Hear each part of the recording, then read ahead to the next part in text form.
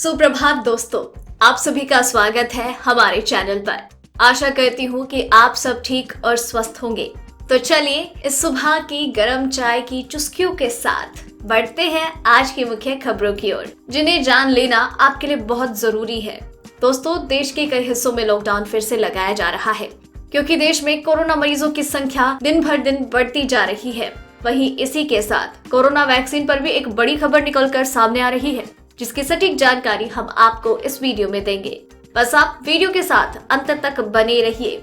इसी के साथ ही दोस्तों, आपको ले चलते हैं आज की मुख्य सुर्खियों की ओर, जहां आपको सबसे पहले बताएंगे देश में कोरोना का क्या है हाल। वहीं बताएंगे यूपी, पंजाब और हरियाणा के बाद अब इस राज्य में भी शनिवार और रविवार को रहेगा लॉकडाउन। बड़ी खबर, सऊदी अरब ने चीन को दिया बड़ा झटका, भारत को भी ये डर। साथ ही बताएंगे कोरोना वायरस को ठीक करने वाला मरहम हुआ तैयार, इस दवा कंपनी ने किया सबसे बड़ा दावा। इसके साथ ही अगली खबर में आपको बताएंगे आज आपके राज्य का मौसम का हाल। वहीं बताएंगे पेट्रोल डीजल के आज के दाम।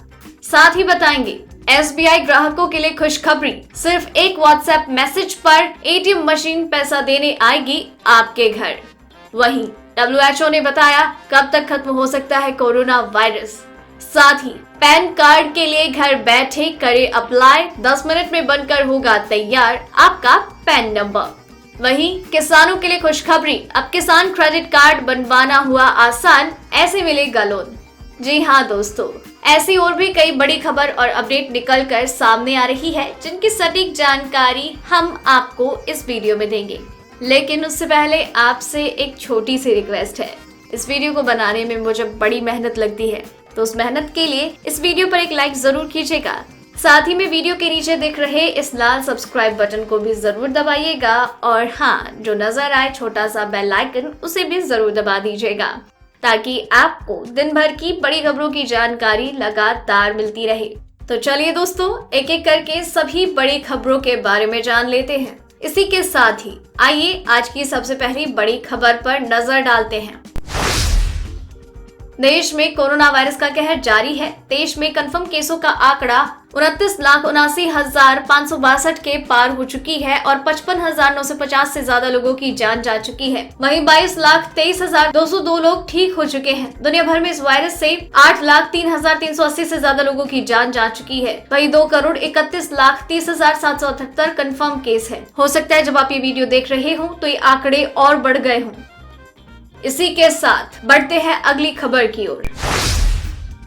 चीन के वुहान शहर से शुरू हुआ जानलेवा कोरोना वायरस आज पूरी दुनिया में तबाही फैला रहा है। इस वायरस के प्रसार को रोकने के लिए देश के कई राज्यों ने एक बार फिर से लॉकडाउन लागू करना शुरू कर दिया। पंजाब और हरियाणा के बाद अब केंद्र शासित प्रदेश चंडीगढ़ ने भी वीकेंड पर लॉकडाउन लगाने का ऐलान किया। चंडीगढ़ प्रशासन की तरफ से दी गई जानकारी के अनुसार चंडीगढ़ में अब हर शनिवार और रविवार को सभी तरह की दुकानें और प्रतिष्ठान बंद रहेंगे। हालांकि सिर्फ आवश्यक वस्तुओं से जुड़ी दुकानों को खोलने की अनुमति होगी। चंडीगढ़ प्रशासन के अनुसार ये व्यवस्था अगले आदेश तक लागू रहेगी।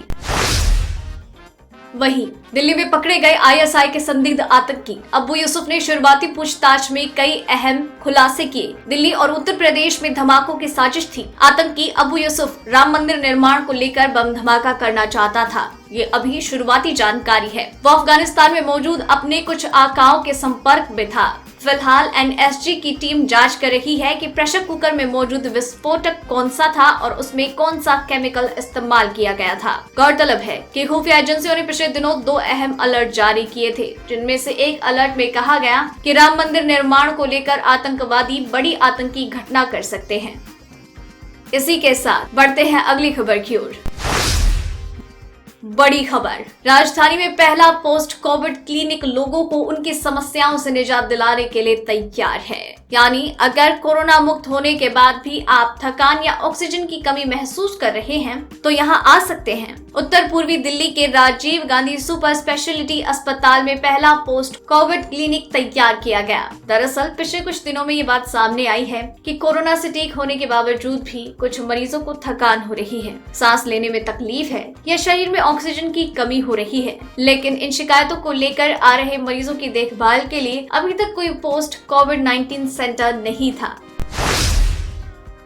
वहीं भारत के पूर्व राष्ट्रपति प्रणब मुखर्जी की चिकित्सा स्थिति में किसी तरह का कोई बदलाव नहीं। वो अचेतन्य अवस्था में है और उनका श्वसन संक्रमण का इलाज चल रहा है। दिल्ली कैंट स्थित army research and referral hospital की ओर से दी गई जानकारी के अनुसार उनके वाइटल पैरामीटर स्थिर बने हैं। उन्हें लगातार जीवन रक्षक प्रणाली पर रखा गया है। इससे पहले शुक्रवार को army research and referral hospital ने बताया था कि मुखर्जी की चिकित्सा स्थिति स्थिर बनी हुई है। फेफड़ों के संक्रमण के लिए उनका इलाज हो रहा है और अब भी वो जीवन रक्षक प्रणाली पर हैं। इसी के साथ बढ़ते हैं अगली खबर की ओर। कोरोना का कहर जारी है। इसी बीच WHO का मानना है कि महामारी कोरोना वायरस 2 साल में खत्म हो जाएगी। WHO के प्रमुख टेड्रोस अधानोम घेब्रेयेसस ने कहा है कि 1918 में तबाही मचाने वाले स्पेनिश फ्लू को खत्म होने में 2 साल का वक्त लगा है। उम्मीद है कि कोरोना महामारी भी 2 सालों में ही खत्म हो जाएगी। दरअसल टेड्रोस अधानोम घेब्रेयेसस ने शुक्रवार को कहा, तकनीकी रूप से हम विकसित हो चुके हैं और हमारे आपसी संपर्क ज्यादा है, जिसके कारण वायरस तेजी से फैलता है। लेकिन इसी दौरान इसे रोकने के लिए हमारे पास तकनीक और ज्ञान दोनों हैं। बता दें कि दुनिया भर में अभी तक 2,27,54,063 लोग कोरोना की चपेट में आ गए हैं और इस महामारी से 7,93,382 लोगों की जान जा चुकी है।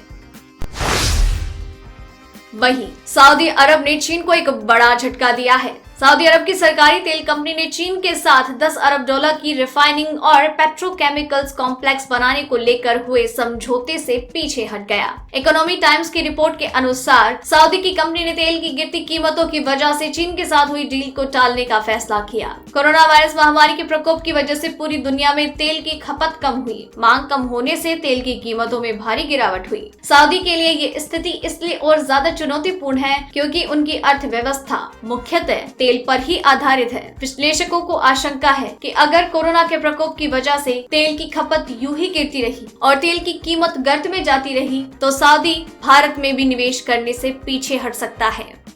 दोस्तों, वीडियो में भी और भी कई महत्वपूर्ण खबरें बाकी हैं, इसीलिए वीडियो के साथ अंत तक बनी रहिए। तो चलिए बढ़ते हैं अगली खबर की ओर। लेकिन उससे पहले चलिए जान लेते हैं आपके राज्य का मौसम का क्या हाल है। देश भर में इन दिनों जोरदार बारिश हो रही है। मौसम विभाग ने भी कहा है कि अगले 24 घंटे में बारिश से राहत नहीं मिलने वाली। कई राज्यों में बारिश को लेकर रेड अलर्ट भी जारी किया गया है। मौसम विभाग ने महाराष्ट्र के मुंबई, ठाणे, रायगढ़ और कोंकण के इलाकों में शनिवार को भी भारी बारिश को लेकर ऑरेंज अलर्ट जारी किया है। ये अलर्ट अगले 48 घंटों के लिए है। मौसम विभाग ने शुक्रवार को कहा, मध्य प्रदेश के 6 जिलों होशंगाबाद, बैतूल, हरदा, जबलपुर, नरसिंहपुर और सिवनी में अगले 2 दिन में भारी बारिश हो सकती है। स्काईमेट के अनुसार पूर्वी राजस्थान, कोंकण, गोवा, तटीय कर्नाटक और गुजरात के कुछ हिस्सों में हल्की से मध्यम बौछारें दर्ज की जा सकती है। 1-2 स्थानों पर भारी वर्षा का भी अनुमान है। इसके अलावा हिमाचल प्रदेश, उत्तराखंड, पंजाब के कुछ हिस्सों, बिहार, उत्तर प्रदेश के कुछ भागों, उप हिमालय, पश्चिम बंगाल, सिक्किम और पूर्वोत्तर भारत में हल्की से मध्यम बारिश हो सकती है।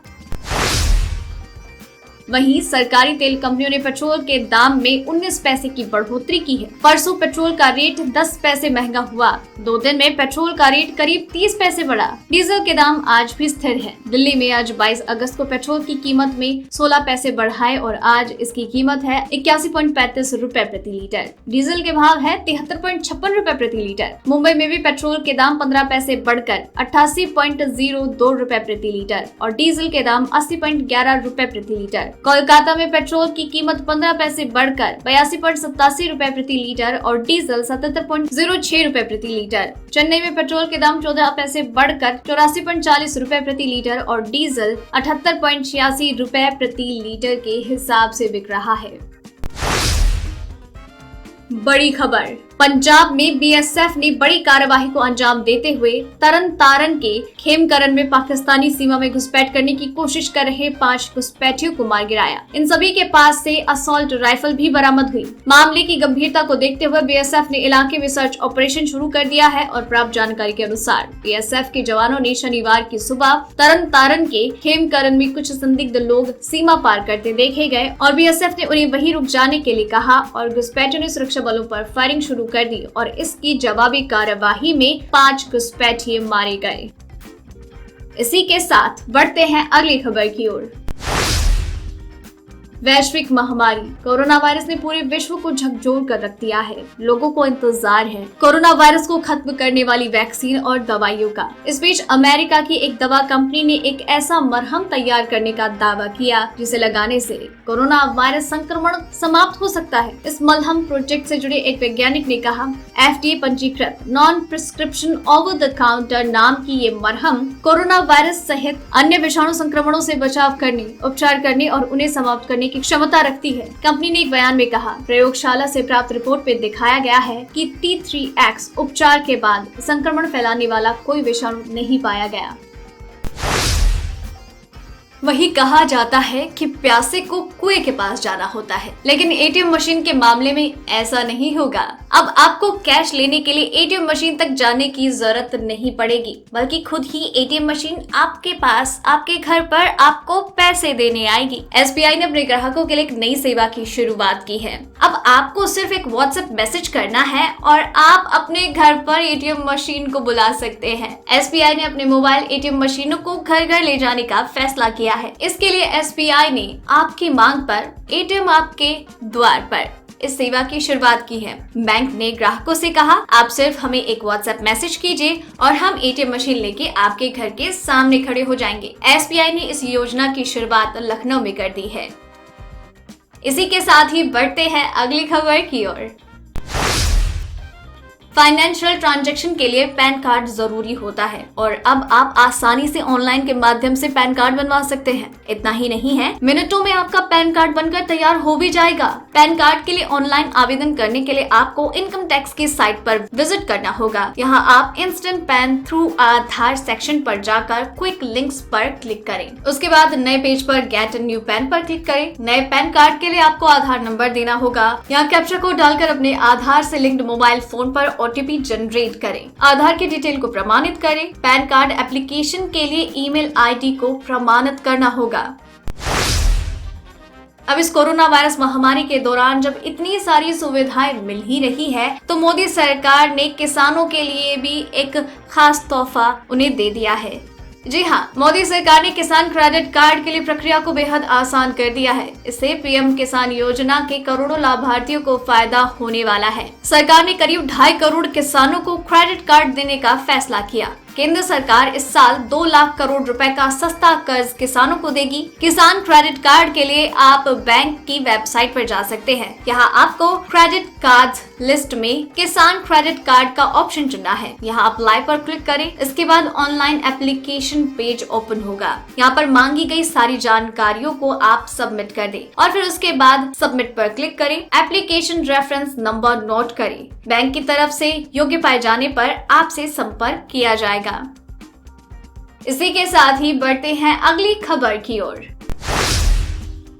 केंद्रीय श्रम मंत्री संतोष गंगवार ने कहा है कि कर्मचारी राज्य बीमा निगम की अटल बीमित व्यक्ति कल्याण योजना के तहत बेरोजगारी लाभ के दावे का आवेदन करने के 15 दिनों के भीतर निपटान कर दिया जाएगा। मालूम हो कि ESIC के निदेशक मंडल ने कोरोना वायरस महामारी के मद्देनजर रोजगार गंवाने वाले लोगों को राहत प्रदान करते हुए इस साल 24 मार्च से 31 दिसंबर के बीच जिन्होंने भी अपनी नौकरी गंवाई है, उन्हें बेरोजगारी लाभ के तहत भुगतान का दोगुना दिया जाएगा। योजना के तहत अब 3 महीने के औसत वेतन का 50% लाभ दिया जाएगा। इस संदर्भ में गंगवार ने कहा, बेरोजगारी लाभ के लिए ESI योजना के तहत दावा 15 दिनों में निपटाया जाएगा। इस योजना से ESI से जुड़े उन लोगों को राहत मिलेगी जिन्होंने कोविड-19 महामारी के दौरान अपनी नौकरी गंवा दी।